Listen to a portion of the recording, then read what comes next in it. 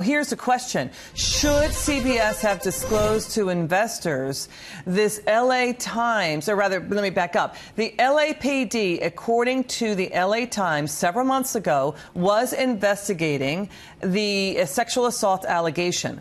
That's the issue. Several months ago, the LAPD had been investigating sexual assault complaint against Les Moonves. That was way before Ronan Farrow's New Yorker story.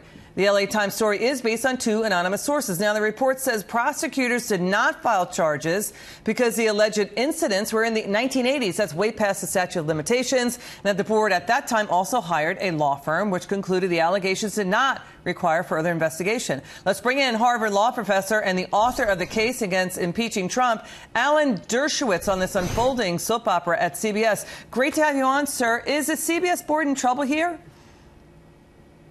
This is a nationwide, a worldwide problem. We have to make sure that we see in place due process safeguards that protect all parties, that protect those women who say they have been abused and the men who they accuse of abuse.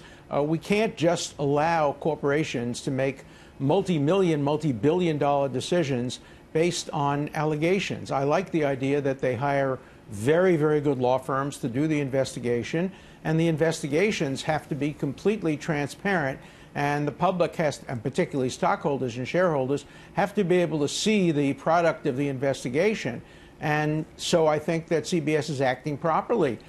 Whether they acted properly in the past or not, I don't think we have enough information about anonymous reports and a previous law firm. But right now, it seems to me they're doing exactly what they should be doing. Yeah, it's an important point. You know, the SEC, after the Harvey Weinstein incident in that case, was considering a rule that would say you have to disclose if it materially moves I think the stock. Now, CBS's stock materially moved the moment the New Yorker expose hit the tape, a total of 11% drop in 2 days. All right, the Me Too era is hitting all sorts of companies, to your point. It's an excellent one, Mr. Dershowitz. Is the hypothetical, if Les Moonves leaves CBS, could CBS claw back his $184 million putative payout? Well, that really depends on the contract. I have to make full disclosure. I did some consulting for Ben Brafman, who is the very excellent lawyer for Harvey Weinstein. I consulted with him on some of the constitutional issues involving in the case. So I can't talk about that case without making my own disclosure. But I think clawbacks are certainly part of some contracts. But in general, I think unless you can show that there was a breach of duty to disclose, the clawback operations probably wouldn't work. You know, Professor, if he stays, I mean, the late night hosts are really having a field day there, saying, okay, the big guys, the rich guys are protected. Where's the accountability? Well, no, I think rich guys are, in fact, very vulnerable today, along with poor guys. Nobody is exempt. Nobody is immune from this. I think it's so important, though, that the presumption of innocence remain, that the presumption that people are telling the truth operates as well. Nobody should rush to judgment on either side. It's so important to have processes in place. I suspect that every corporation will soon have in place permanent processes for looking into these issues. Also, corporations have to decide how to deal with issues of statute of limitations. How far back do they go? Are we going to take Picasso's paintings off the wall? Are we going to take Thomas Jefferson's name off the Mount Rushmore?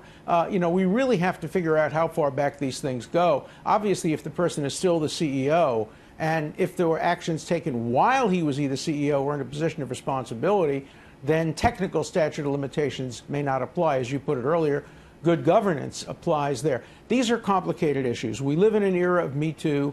We shouldn't allow that era, important as it is to protect women, to in any way compromise basic core civil liberties and due process. We have to make sure that the balance is struck in a way that protects all the interests, from stockholders to the accused, to the accuser, to the general public. That is an excellent point. You're absolutely right. It's about due process and civil liberties for both sides. Harvard law professor and author of the case against impeaching Trump, Alan Dershowitz. We'd love to have you back on soon again. You're terrific, sir. Thank you so much.